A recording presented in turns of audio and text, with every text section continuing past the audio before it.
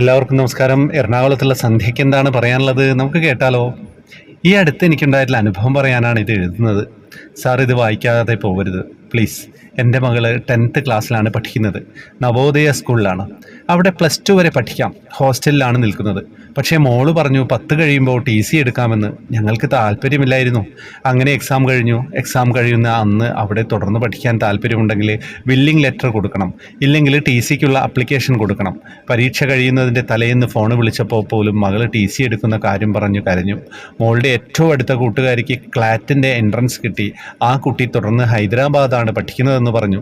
അതുകൂടിയായപ്പോൾ എൻ്റെ മകൾക്ക് അവിടെ നിൽക്കാൻ ഒട്ടും താല്പര്യമില്ലാതെയായി.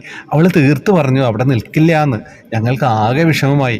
ഞാൻ കണ്ണനെ വിളിച്ച് കരഞ്ഞ് പ്രാർത്ഥിച്ചു, എന്തെങ്കിലും ഒരു വഴി കാണിച്ചു തരണമെന്ന് പറഞ്ഞു. എൻ്റെ ജീവിതത്തിൽ കണ്ണൻ പല അത്ഭുതങ്ങളും കാണിച്ചിട്ടുണ്ട്. അവസാനം അവളുടെ സങ്കടം കണ്ട് ഞങ്ങൾ TC എടുക്കാമെന്ന് തീരുമാനിച്ചു. ഈ വിവരം പറയാൻ TCക്ക് അപ്ലിക്കേഷൻ ഫോം മേടിക്കാൻ മോളുടെ മാത്സ് പഠിപ്പിക്കുന്ന സാറിൻ്റെ അടുത്ത് പോയി. അപ്പോൾ സാറ് ചോദിച്ചു, എന്തിനാ കുട്ടി TC എടുക്കുന്നത് എന്ന്. ഇത് കേട്ട് ഞാൻ പറഞ്ഞു, അവളുടെ ഏറ്റവും അടുത്ത കൂട്ടുകാരിക്ക് എൻട്രൻസ് കിട്ടി, അതുകൊണ്ട് ആ കുട്ടി TC എടുക്കുകയാണ്. അവളില്ലാത്തത് കൊണ്ടാണ് എൻ്റെ മകൾ TC എടുക്കുന്നത് എന്ന് പറഞ്ഞു. ഇത് കേട്ട സാറ് പെട്ടെന്ന് പറഞ്ഞു, അതിന് അവൾ പോകുന്നില്ല എന്ന്. ഇത് കേട്ട് ഞാൻ ഞെട്ടിപ്പോയി. അതിനുശേഷം ആ കുട്ടിയെ വിളിച്ച് ഒത്തിരി കാര്യങ്ങൾ പറഞ്ഞു.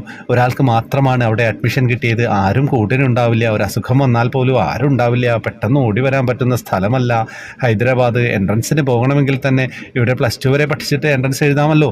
ഇങ്ങനെയെല്ലാം ആ സാറ് പറഞ്ഞു. അതുമല്ല, ഹൈദരാബാദിൽ നിന്ന് വന്ന ഒരു സാർ അവിടെ ഉണ്ടായിരുന്നു.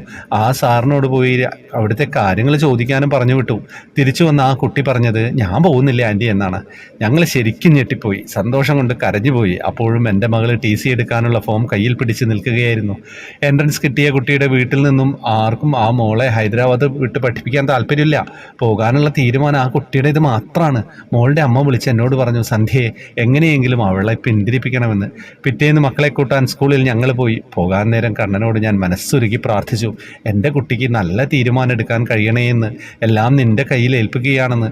ഞാൻ സങ്കടപ്പെട്ടാണെന്നാണ് വീട്ടിൽ നിന്ന് ഇറങ്ങിയത്. ഞങ്ങൾ സ്കൂളിൽ ചെന്നപ്പോൾ ആ കുട്ടിയെ കണ്ടു. പോകാൻ തന്നെയാണോ തീരുമാനം എന്ന് ഞാൻ ചോദിച്ചു. അവൾ പറഞ്ഞു അതേന്ന്. ഇതൊരു പുതിയ എക്സ്പീരിയൻസ് അല്ലേ ആൻറ്റി, അതുകൊണ്ടാണ് ഞാൻ പോകുന്നുണ്ടെന്ന്.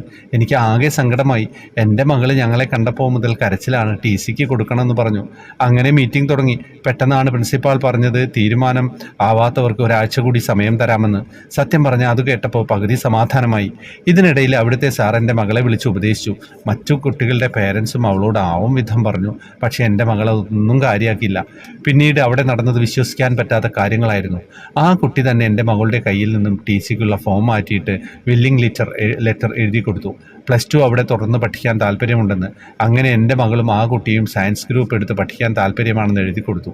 ആ കുട്ടിയുടെ പേരൻസും ഫ്രണ്ട്സും ഞാനും എൻ്റെ ഹസ്ബൻഡും പറഞ്ഞിട്ട് നടക്കാത്ത കാര്യം കണ്ണൻ ഒറ്റ നിമിഷം കൊണ്ട് മാറ്റിമറിച്ചു. ഇതൊക്കെ ഒരു സ്വപ്നം പോലെയാണ് തോന്നിയത്. എല്ലാം നിന്നെ ഏൽപ്പിക്കുന്നു കണ്ണ എന്ന് ഞാൻ പറഞ്ഞപ്പോൾ ഇത്രയും ഭംഗിയായി കാര്യം നടത്തി തന്ന് കണ്ണൻ ഞങ്ങളെ അനുഗ്രഹിച്ചു. എൻ്റെ കുട്ടിയുടെ 10th റിസൾട്ട് വരാറായി. സാറ് പ്രാർത്ഥിക്കണം നല്ല മാർക്കോടെ പാസ്സാവാൻ. ഇനിയും എൻ്റെ കണ്ണൻ നടത്തിത്തരുമെന്ന് വിശ്വാസമുണ്ട്.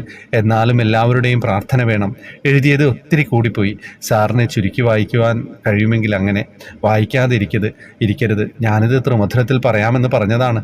തുടർന്നും കണ്ണൻ്റെ അനുഗ്രഹം എല്ലാവർക്കും ഉണ്ടാവട്ടെ എന്ന പ്രാർത്ഥനയോടെ നിർത്തുന്നു. എന്താ കഥ? ഒരു സിനിമാ കഥ കണ്ട മാതിരിയുണ്ട്. ആ നിമിഷങ്ങളിലൂടെ കടന്നു പോവാണ്. ചില നിമിഷങ്ങൾ നമ്മുടെ ജീവിതത്തിൽ നിന്ന് അങ്ങനെ മാറ്റാൻ പറ്റില്ല. നമ്മൾ വളരെ ടെൻസ്ഡായിരിക്കും. എന്താ ചെയ്യേണ്ടതെന്ന് ഒരു പിടുത്തമുണ്ടാവില്ല. അപ്പോൾ അവിടെ കളിക്കാൻ ഒരാൾക്ക് മാത്രമേ സാധിക്കുള്ളൂ. ആ കളി അദ്ദേഹം കളിച്ചാൽ നമ്മൾ രക്ഷപ്പെട്ടു. ആ കളി കളിക്കാൻ വേണ്ടി നമ്മൾ അദ്ദേഹത്തെ മുറുകെ പിടിക്കുക, അങ്ങനെ പ്രാർത്ഥിക്കുകയും ചെയ്യുക. അങ്ങനെ ചിലപ്പോൾ അദ്ദേഹം കളിക്കും. അങ്ങനെ ഒരു കളിയാണ് ഇവിടെ കളിച്ചതല്ലേ. എന്താ കഥ? അപ്പോൾ ഇനി വാട്സപ്പ് ഗ്രൂപ്പിലേക്ക് വരുന്നവർക്കൊക്കെ വരാം. ജോയിൻ ബട്ടണിലൂടെ വരണം. ഗ്രൂപ്പിൻ്റെ പ്രത്യേകതകൾ ഒക്കെ എല്ലാവർക്കും അറിയാവുന്നതാണ്.